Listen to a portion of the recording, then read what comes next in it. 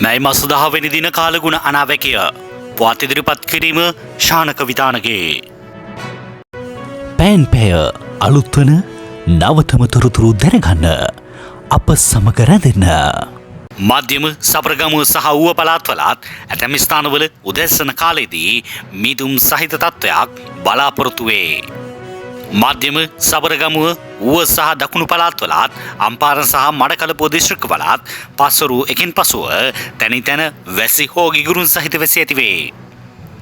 බස්නාහිර පළාතේ පුත්තලම ගාල්ල සහ මාතර දිස්ත්‍රික්කවලත් උදැසන කාලයේදී වැසි ඇතිවේ. ගිගුරුන් සහිත වැසි සමග ඇතිවිය හැකි තාවකාලික තද සුළං වලින් සහ අකුණු මගින් සිදුවන අනතුරු අවම කර ගැනීමට අවශ්‍ය පියවර ගන්නා ලෙස ජනතාවගෙන් කාලගුණික විද්‍යා දෙපාර්තමේන්තුව නිවේදනයක් නිකුත් කරමින් කරුණාවෙන් ඉල්ලා සිටිනු ලැබේ.